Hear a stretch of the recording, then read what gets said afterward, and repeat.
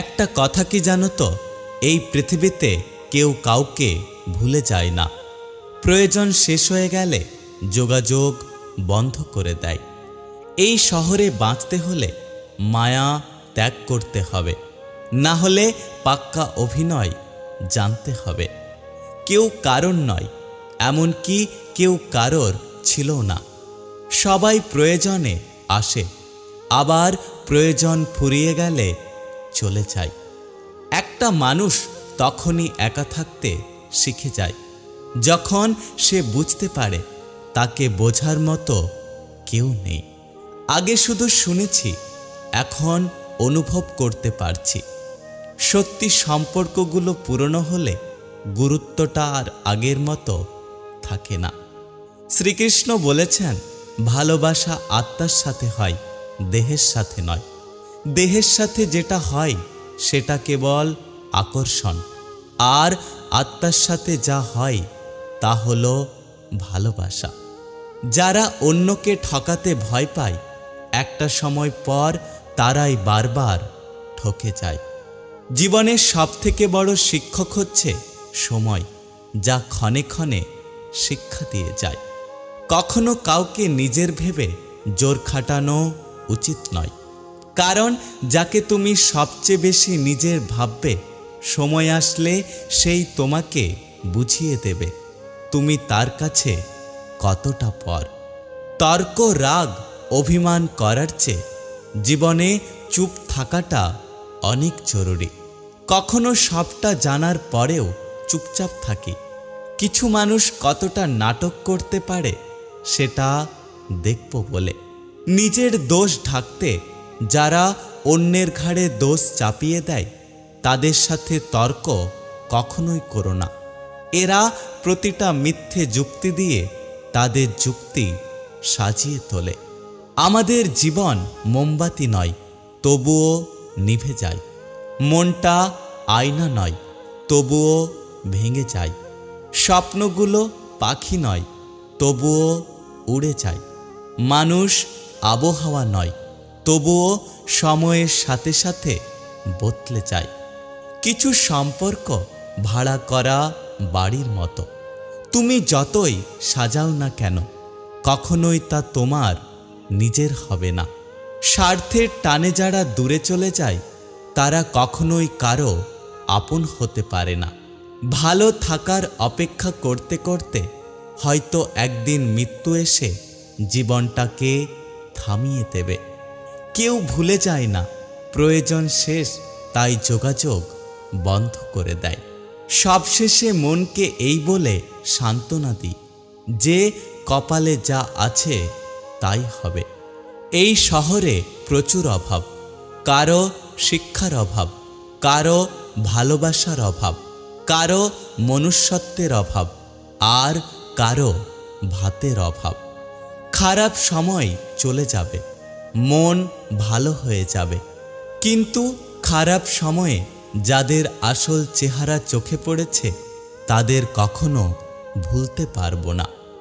মানুষ শুনতে চায় সত্যটা, কিন্তু বিশ্বাস করে মিথ্যেটা।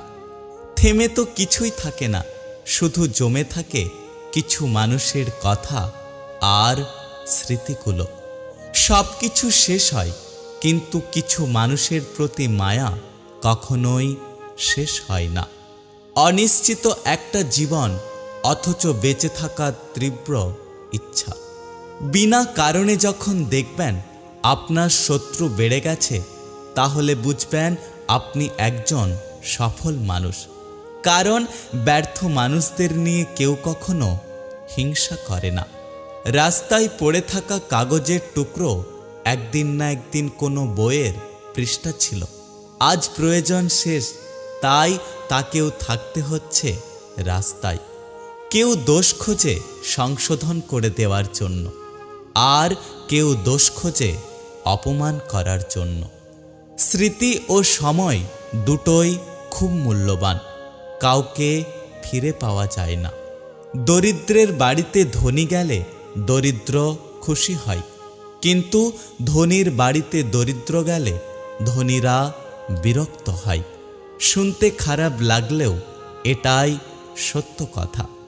টাকার থেকেও দামি হয় একটা মানুষ, আর দামটা ঠিক তখনই সবাই বুঝতে পারে যখন সে এই পৃথিবী থেকে বিদায় নেয়। পরিস্থিতি এবং অবস্থান যে কোনো সময় বদলাতে পারে, কিন্তু সত্যিকারের সম্পর্ক আর সত্যিকারের বন্ধুত্ব কখনোই বদলায় না। জিন্দা থাকলে নিন্দা তো হবেই, প্রশংসা হবে মরণ সবাই।